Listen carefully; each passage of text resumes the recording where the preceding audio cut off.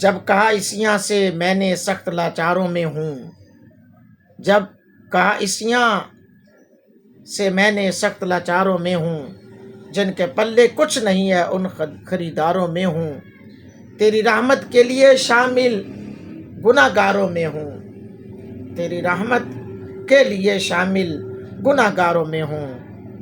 بول اٹھی رحمت نہ گھبرا، بول اٹھی رحمت نہ گھبرا، میں مددگاروں میں ہوں۔ بول اٹھی رحمت نہ گھبرا، میں مددگاروں میں ہوں۔ امیر المومنین سیدنا عمر فاروق رضی اللہ تعالیٰ عنہ فرمایا کرتے، اس مہینے کو خوش آمدید ہے، فرماتے اس مہینے کو خوش آمدید ہے جو ہمیں پاک کرنے والا ہے۔ پورا رمضان خیر ہی خیر ہے، دن کا روزہ ہو یا رات کا قیام، اس مہینے میں خرچ کرنا جہاد میں خرچ کرنے کا درجہ رکھتا ہے۔ اللہ، اس مہینے میں خرچ کرنا جہاد میں خرچ کرنے کا درجہ رکھتا ہے۔ حضرت سیدنا زمرہ رضی اللہ تعالیٰ عنہ سے مروی ہے کہ نبیوں کے سلطان سرور ذیشان رحمت عالمیان حضرت محمد مصطفیٰ صلی اللہ علیہ وآلہ وصحبہ وسلم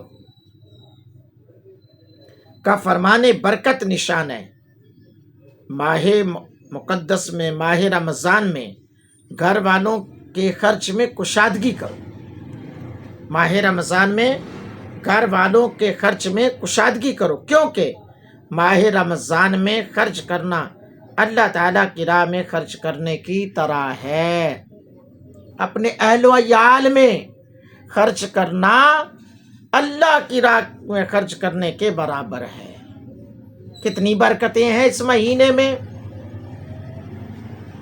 کتنی عظمتیں ہیں اس مہینے میں، کتنی شانیں ہیں اس مہینے کی، سبحان اللہ۔